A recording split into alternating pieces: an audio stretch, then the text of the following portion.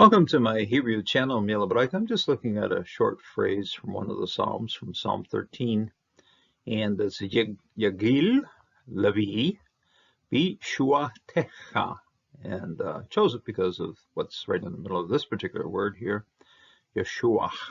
Jesus is right in the middle of this, highly in Hebrew, highly agglutinated word. We have preposition in the front, we have the root in the middle, which happens to be Yeshua, Jesus, saving, Savior. And te, that's a tau of a construct form at the end of it's in the middle of a noun right here. So beshuateha, construct noun, and then second person suffix pronoun on the end, your salvation. So so this is the salvation that God provides through us, so Jehovah provides to us, and that salvation happens to be Yeshua. Okay, so there's Yagil, Levi, Yeshua-techa. And Yagil is a verb that is derived.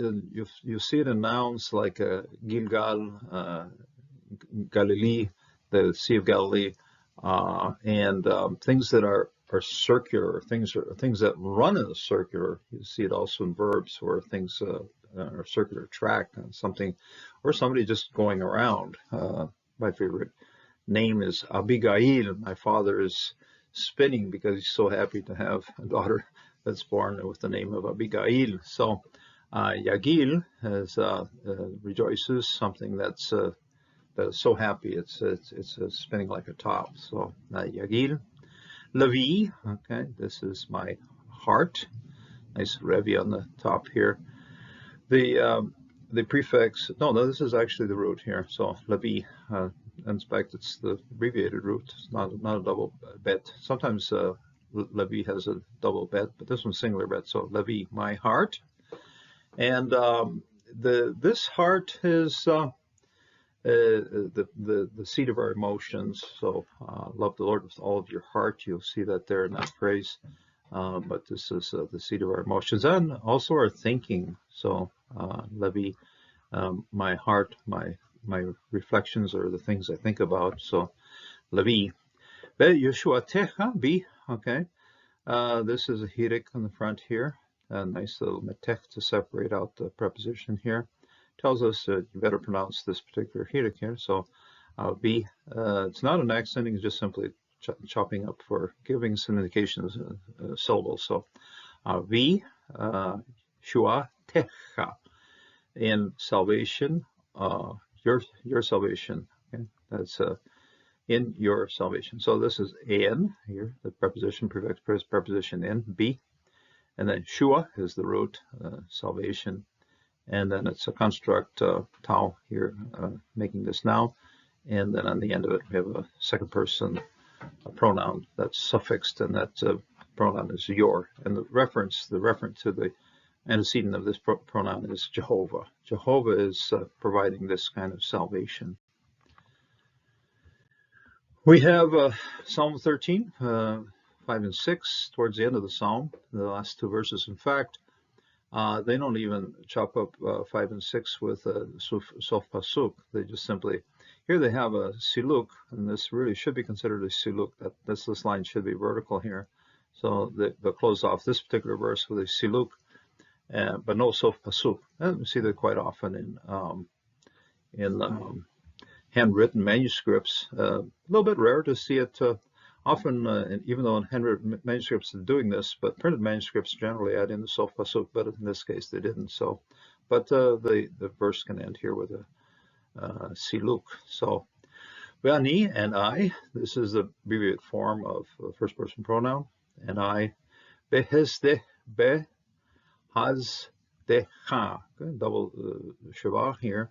When you see double shavah, the first one's going to close the syllable here, haz, and de, you will pronounce the second one because this is a dalet, and well, it's a dalet with a dagish, and you're going to need something to start this syllable out, and you'll use the shavah to start out the syllable. So, behazdecha, in your steadfast love, chesed. Okay? When this is a simple standalone noun, it's going to be a double segolate, but when you agglutinate hesed, it becomes a series of what we see here. Okay, bahazdeha and your steadfast love, your long-standing love, the love that's very strong, the love that's always there. Okay? Hesteha, faithfulness could be also a way to translate this particular noun here. Hesteha, but tach-ti. Okay? Now, again, this will be a silent Shabbat here. So, ba, tach, ti. In I trust. Oh, no. Yeah, this is the root here. This is not a preposition here. It's a part of the root, bata. Very well-known root, bata. It almost looks like a stative. In other words, the kind of trust that's is constant. Okay, I'm a trusting person, I would say here. Bata ti, I trust. Nice synodot right here, kicking us over into the next verse. I'm taking it as a disjunctive, very much parallel to the adna right here. So, batachti, I trust. Yigal, and this is our key phrase right here. Levi, so we'll start with Levi, my heart, double hidig right here. And this one's a hidig good over here. So, my heart trusts, Yigal, or rejoices, is spinning like a top, very happy. Okay, Levi, Yigal. Beyushuatecha, again, preposition here, be, and the construct ending of the noun, and then the second person suffix on the end of that. So, beshuatecha, and shuach then is the middle, salvation. And this is, of course, the place where the name of our Savior Jesus derives from. He is the Savior. He is Yeshua. He saves. And he is salvation. So that's why we have the translation here. Salvation. Beshuatecha.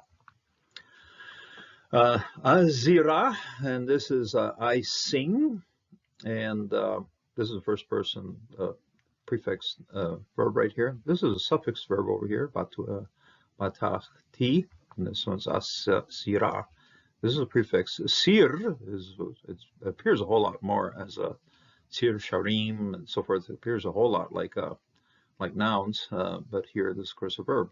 I am singing La Jehovah. I could say La Jehovah if you want to use the right Shema in front of Yeh. Maybe all the way down to Hirik here. La Jehovah, to Jehovah.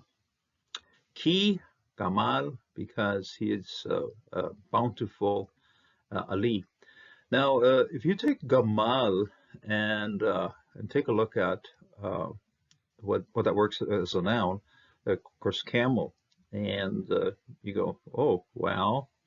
As a verb, it's somewhat different. Although in this case, if you start with, you start with a good camel, okay, not a nasty, ordinary camel. You start with and generally, in the Middle East, and everybody knows this, camels are considered a great thing. They're good for racing. They're good for, they're very friendly. They're very, very personable animals. When you get on their good side, okay, camel can be a real good friend to you.